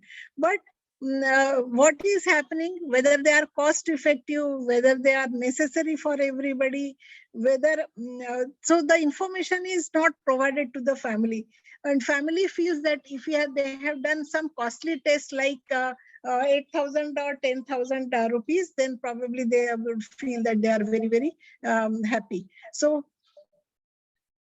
So basically, I think there are many situations where you want to do prenatal diagnosis or not are very, very different, and appropriately counseling is very important. Because now with technology, you can diagnose everything prenatally. You can see this type of fingers. And if you decide that the fingers are abnormal and you terminate, then you may miss something very, very important person in your lives. And so it's very important that everything which we can detect prenatally should not need termination. And for this, the non-directiveness counseling is very important. As Meghnaa ji told, the termination of decision is a personal decision. And this is a girl whose parents decided to continue pregnancy after diagnosis of trisomy 21. And then she is happy, they are happy, she is proud of parents, and parents are proud of her. So basically, I think if we can pass on the message that aim at fruitful, healthy, happy life, whether it's Down syndrome or non-Down syndrome, and that is the message which I want to convey to everybody. Thank you, Sheetal. Thank you very much. Thank you, ma'am. So yes, enlightened by two good speakers, one a mother, one a teacher, and now a clinician, a doctor who takes care of the endocrinal problems which the children face. And I'm sure there would be many questions on this, because probably this is one thing which is possibly, I'm not sure, but ignored by pediatricians, and so they might end up with much more queries and psychological effects because of the non-understanding of what changes they are feeling. So I would like to invite Dr. Jayashree for this, and she has quite a lot of experience, as told by Meghnaa, regarding how she deals with children with Down syndrome who have now turned to adolescence and going on to adulthood. Dr. Jayashree, please. Welcome, ma'am. Thank you very much. You can stop screen sharing. I don't have a presentation. I feel completely humbled after listening to Meghnaa's talk. Very inspiring, Meghnaa. Very, very. And I'm always humbled when I meet parents of children with Down syndrome. And it's been a privilege and really, I would say, learning experience for me also as a physician to look after. I mean, it's not just Down syndrome. I also work closely with another condition called beta thalassemia, where children require blood transfusions, and they also develop a lot of endocrine problems. So always the courage of parents amazes me. I do not have a presentation. I think I have seen a lot of children through the Down Syndrome Association of India because of thyroid problems, and I would say in general, I think the awareness of the Downs, of needing to screen for thyroid has definitely steadily increased over the years. It is very rare that I come across a child who's not had their thyroid checked specifically after the diagnosis of Down syndrome has been made. And I think certainly with the increasing awareness of needing to screen for thyroid soon after birth, what we call universal screening, that's also happening on the one hand. And of course, the increasing awareness, very, very rarely do I come across children who have not been screened for thyroid. The only point of note that I would like to make is make sure that your children continue to get screened for thyroid. So usually in the first 4 years of life, we recommend screening for a thyroid, checking the thyroid tests every 6 months. And after the age of 4 years, every year. And it is being noted in studies done from around the world that by the time Down syndrome children reach adulthood, nearly 3 out of 4 Down syndrome adults have a thyroid issue. So 3/4 of 75% of them will have a thyroid problem. And the most common type of thyroid problem that we come across is what's called hypothyroidism, which is an underactive thyroid gland. And that happens predominantly because of this condition called autoimmune thyroid disease. So again, people with Down syndrome, the genetic, the trisomy 21 seems in some way to contribute to increased development of antibodies against various parts of the body, one of it being antibodies against the thyroid gland, which then prevents the thyroid gland from working optimally. So increases risk of autoimmune diseases And apart from that, it also, as people get older, and this is not something I'm sort of stressing it now, adults with Down syndrome. So I would say adults as in the ones who are above the age of 20, 21 years. In addition to thyroid, they also need to be screened for what we call metabolic diseases. So there seems to be an increased prevalence of overweight and obesity, and from what I have come across in the few sort of adults with Down syndrome that I have been seeing. And so there is definitely increasing prevalence of diabetes and high cholesterol. And so these are important things. I mean, the prevalence of these diseases is anyway high among the population because of our lifestyle changes. And this also needs to be checked yearly once. When you check the thyroid, make sure they have their sugar and their lipid profile checked. And when you go to your doctor yearly once, also have the blood pressure checked. So in addition to the thyroid, these are things that need to be screened on a regular basis. I do want to point out, and with that I'll stop and take the questions, that there is no delay in puberty. There should be no delay in puberty. So puberty, coming of age, all of these things happen at the usual age, or should happen at the usual age. So for girls, this would be them starting to get their periods by the age of 12 to 13 years. And boys also in general go through the same pubertal changes. They start noticing, the same sort of body hair and facial hair also should happen. So in other words, if there is a delay in puberty, if there is an irregular period, we have to approach it as we would in other sort of situations. So puberty is considered to occur at the normal age, and there should be no problem. What does happen, what has been noted again, is that sometimes periods do tend to stop early. So there is a higher chance of what we call early menopause or premature menopause.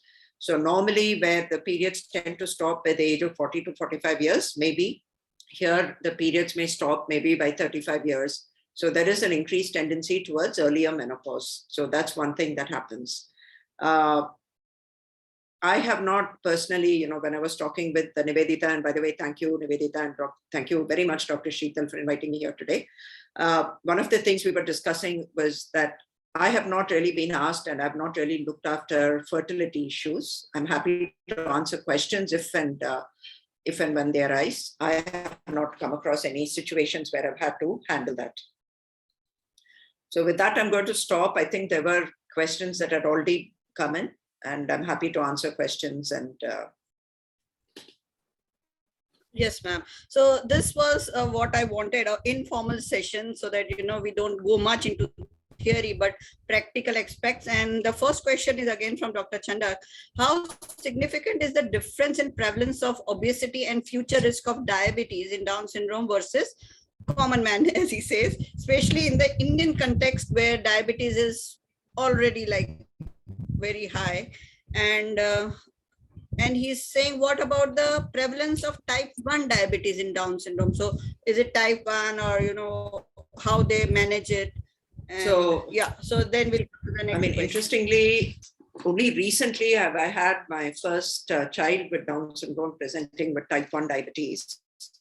I have not actually come across a lot, though the literature may say. I think, again, it is to do with the same distribution of certain countries around the world have higher prevalence of type 1, believed to be due to other things, environmental factors, exposure to viral infections. So maybe that the type of prevalence we're seeing in general, type 1 in our country is not very common. It's maybe becoming more common over the last few years. I think we are mirroring the same sort of picture that is seen in the rest of the world.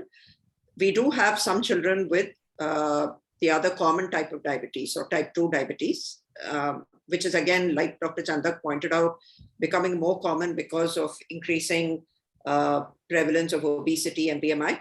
We do not have any data that I am aware of looking at direct comparisons between the prevalence of diabetes in Down syndrome versus other groups of children.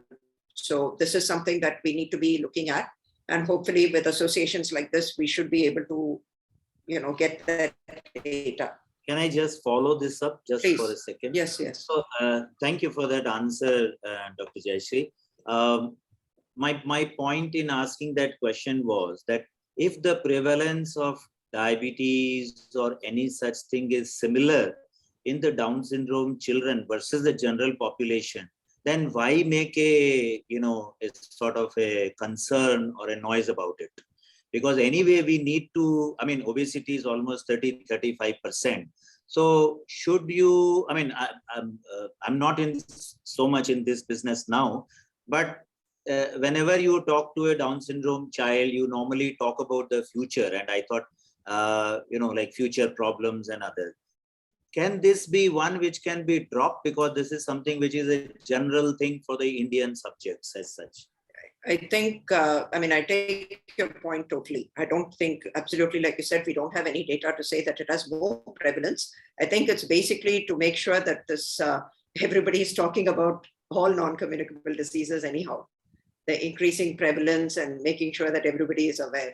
So I think everybody needs to be screened, but you're absolutely right. I would not say we should drop it. I think the screening guidelines do recommend that after the age of 18 years, the world authorities have also said to include screening for sugars, blood sugar at the very least. So I think that needs to continue. I don't think we should be dropping it.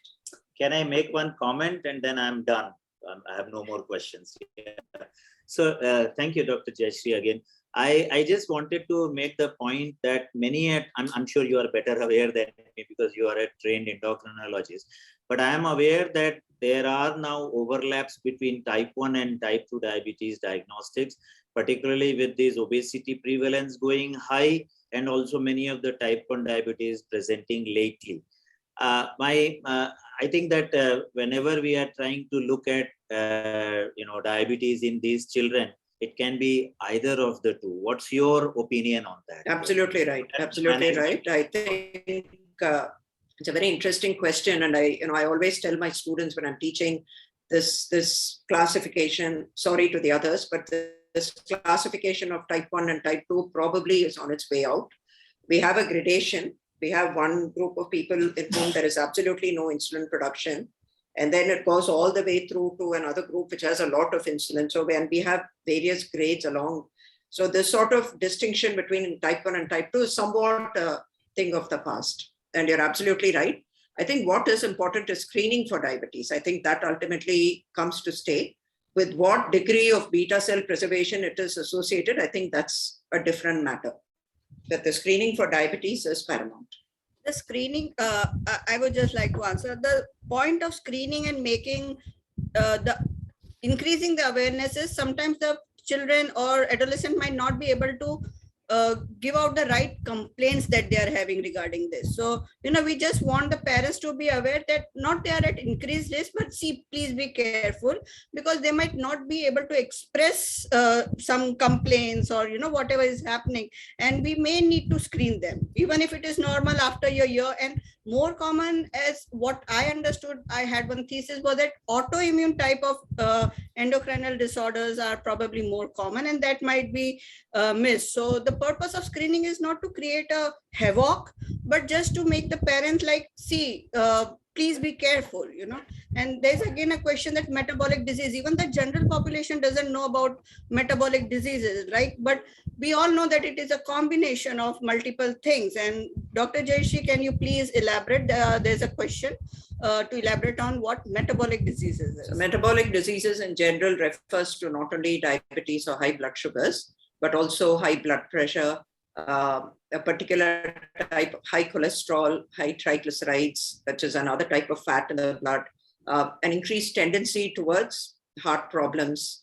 So it's sort of a whole conglomeration of various things, high uric acid. So various things put together, which ultimately at its root cause is the accumulation of fat, particularly in the abdominal area and the tummy region of the body. So the accumulation of fat in that area for some reason increases what we call insulin resistance. Our body's insulin cannot work properly. And this insulin resistance in turn is associated with many facets of the metabolic syndrome. Like I mentioned some of these things, but also among girls, irregular periods, and this condition called PCOS, polycystic ovaries, but also more and more, this insulin resistance at a young age is what is being associated with other diseases later on in life.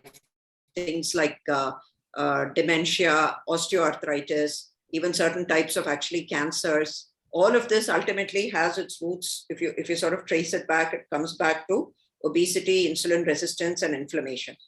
Hence the importance, which is why I think it's important for everybody to be screened. And that's the reason why I made a point here. Thank you, ma'am. So there is one more question. Is fertility reduced in trisomy 21? Like I said, I have personally not come across this question, but when I looked at the literature, fertility is definitely reduced. One of the reasons, like I said, is among both men and women seem to have girls and boys, they seem to have a reduced, in the case of girls, it's what we call ovarian reserve. So the number of eggs that we are born with and that remain at the age of say 17, 18, and that persist is much lesser in Down syndrome. And also there seems to be lower amount of sperm production among boys or men with Down syndrome. So fertility is definitely reduced, though it is not impossible. So if at all such a situation should arise, I think parents should take note that fertility can occur, and though it is reduced, but it can occur. I'm just saying in terms of like precautions, and we shouldn't think that it does not occur in this situation. It can occur. Thank you, ma'am. So there is one more question on thyroid. As thyroid is related to cognitive development, do we see any difference in development among our kids with Down syndrome having hypothyroidism and not having thyroid disease? So as I know, it just adds on, but please. Yes, exactly right. Like you said, it adds on. So the way I look at it is having an untreated thyroid problem prevents the child from reaching its full potential. So I wouldn't say, definitely having an underactive thyroid that remains untreated causes problems like tiredness, fatigue, body pain. It affects the body from head to foot. So all these sort of functional things get affected. And I think the tiredness itself will prevent the child from being as active as possible or being able to engage in activities. So in this way, it has some sort of direct bearing. Whether it's going to completely reverse, definitely not. I don't think any of us are going to claim that, but I think it sort of optimizes the outcomes. I don't know if there's anything else you want to add, either Meghnaa or Sheetal. No, I think you have covered that yes, they might be added on. So it's better to get it screened and treated. So there is a question, your view in treating Down syndrome girls with premature ovarian failure. Your view in like how to treat them. So I would, at least in a very young age, I would still think of it in the same way as I would look at any other young woman with premature ovarian failure, and consider hormone therapy if there are no contraindications. So any sort of premature ovarian failure, certainly below the age of 35 or 40, I would consider hormone replacement. And I think I would look at it the same way in this situation also, and have a discussion about, what are the pros and cons, what happens if we do not treat. The things that I would be most concerned about is the bones. So there are some women who choose not to have hormone replacement therapy. In that situation, I make sure that their bones are good. I do a DEXA, I monitor their DEXA, I do the bone density. So it would be a decision as to why we are not giving HRT. I generally advise HRT at least up to the age of 35 to 40. And I think in this situation, I would say the same advice applies. Dr. Shubha, if you're around, there is a question. How to tackle issues when Down syndrome females are brought after marriage? Should we offer prenatal diagnosis? And in continuation, there is another question. What is the risk of a Down syndrome woman or man giving birth to a child with Down syndrome? So I think we can club this question. I think the main issue to be discussed about children, pregnancy in Down syndrome woman or a man is their ability to take care of this responsibility. That is one thing.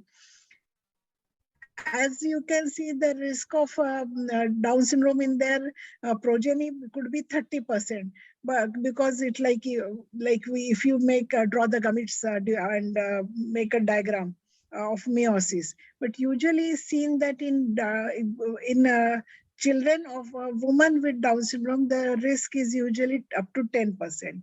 Whether to offer prenatal diagnosis or not also will depend on the husband or wife or whosoever is making decision and their ability to make such type of decisions. So it's a really complex thing, and I don't think we have lot many Down syndrome children, males or females who are married and really have an experience. How do they think about it?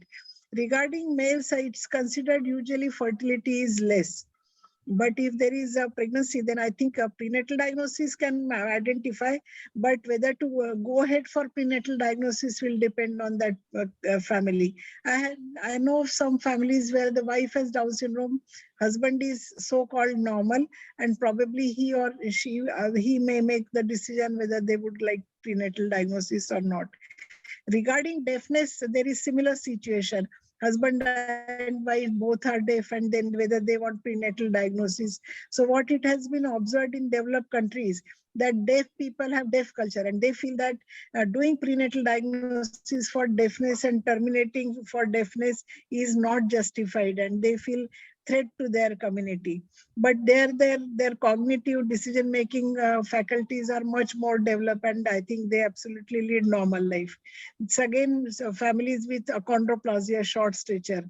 There, if both of them have achondroplasia or just short stature, whether they will need a prenatal diagnosis or not, and what those type of people think about it would be a really matter to look into it.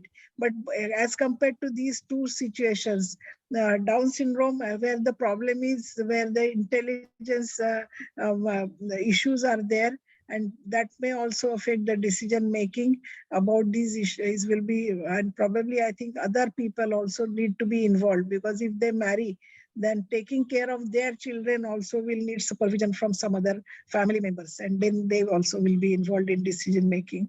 So it's too complex, and probably maybe 20 years ahead we may have more such families and have answers to the questions. What do they think? What we think is different in these situations. I want to share a story which I saw on the net. There is a couple, both of them having Down syndrome. They're married and they're fighting law because their parents are not allowing them to have a baby. And they say that if we are able to take care of ourselves, we are getting married, then we have the right to have a child with, our own child.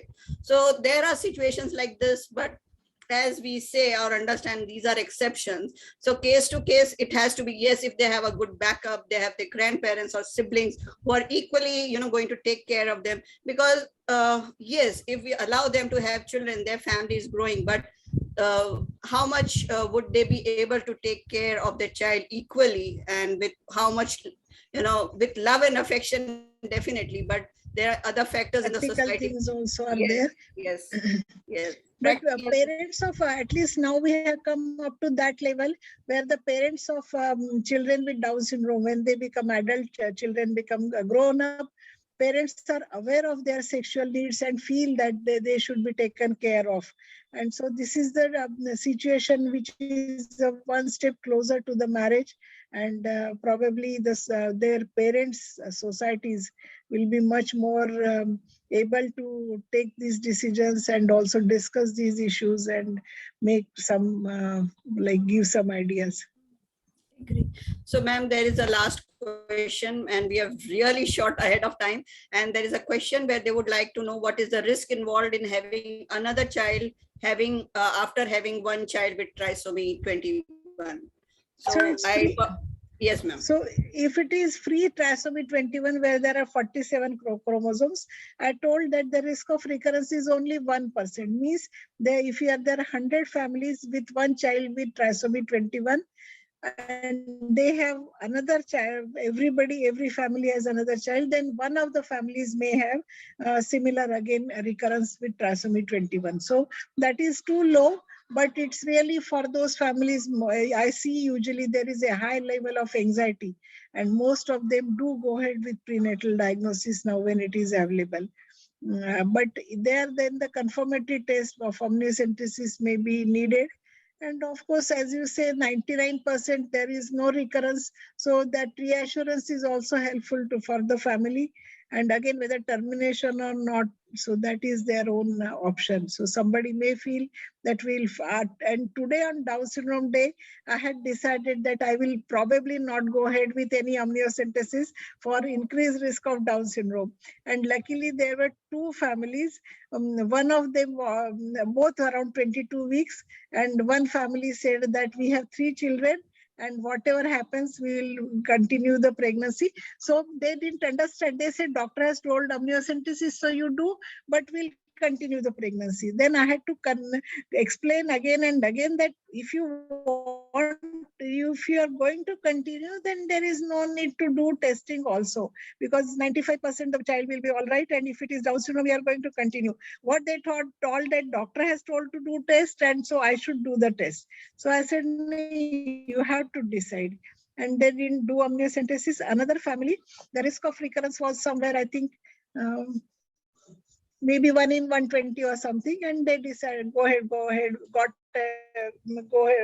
They got amniocentesis done. I just, as a token, had decided that maybe I can postpone the amniocentesis tomorrow and not do it today.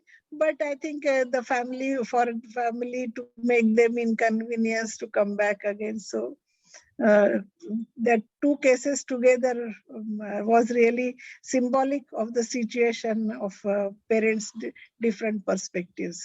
Thank you, ma'am. Thank you for your final words, I should say. Yes, Meghnaa, please. Yes.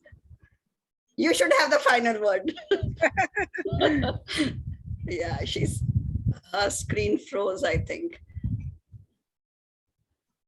Okay. I think she will reconnect. But in the meantime, I would like to thank all the attendees, and especially Dr. Shubha and Dr. Jayashree, that they agreed to speak informally on this day. And I'm still waiting for Meghnaa to reconnect. She really wants to talk about something. So, Meghnaa. She got logged out. She's going to log back in. Okay, fine. So yeah, she did have a question. She was wanting to ask Dr. Jayashree. So I think it must be the same question. Yeah. Dr. Jayashree, I'm sorry for that delay, extended time, but it was quite a good I should partly, I'm responsible partly for that. Not at all. No. I really enjoyed, except that I had a teaching, so I had to postpone that class.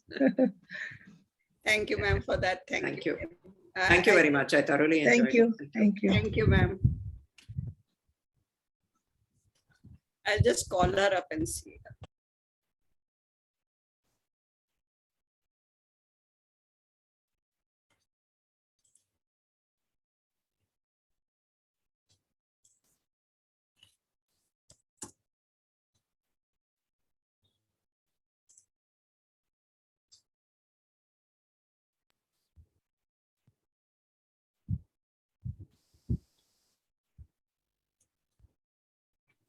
Hi, Meghnaa.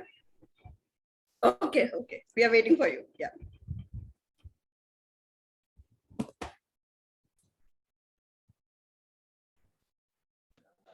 I'm sorry, I got logged out. I hope I'm audible. Yes.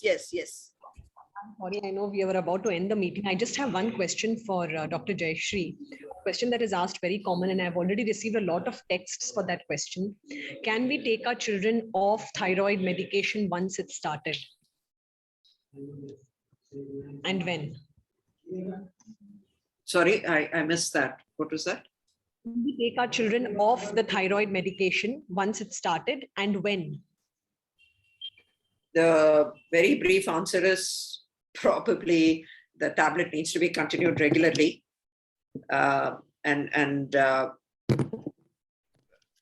If your child is requiring a very minimal dose of thyroid tablet, in other words, the child is on say 12.5 or 25 micrograms of thyroid, and the thyroid levels are high, maybe you can have a discussion with your doctor. But considering, like I said, that 75% of all people with Down syndrome will have a thyroid issue, it is important that the thyroid tablet be continued. And the way to look at the thyroid always is that we are replacing a deficiency. We're just replacing something the body is not making enough of. The tablet by itself has no side effects. it's like taking an iron tablet or a calcium tablet, except that you cannot get these things from your diet, so you need that tablet. And provided your thyroid levels are in the normal range, which is what we are trying to find out by doing the repeated blood test, provided the thyroid levels are in the normal range, the thyroid tablet by itself is not going to cause any ill effects. So I would say that for most people, it's unlikely we're going to be able to stop the tablet. The thyroid underactivity will persist, and only with the addition of tablet will we be able to maintain the levels and aim for optimal health. Thank you, Dr. Jayashree. Thank you so much for this answer. Thank you. Thank you, ma'am. Thank you for staying around. Thank you, Meghnaa. And thank you all the delegates and participants who have been with us since 4 p.m. Hope we will have many more such informal events. Meghnaa, I'm looking forward to having more activities in Surat. Best of luck. Thank you, ma'am. Good day. So much. It's such a privilege to be with all you luminaries. I am so grateful. Thank you. Thank you. I am going to hear you again on 23rd. You have another lecture. I know that. Bye. Thank you. Bye. Bye. Bye. Thank you, ma'am. Good day.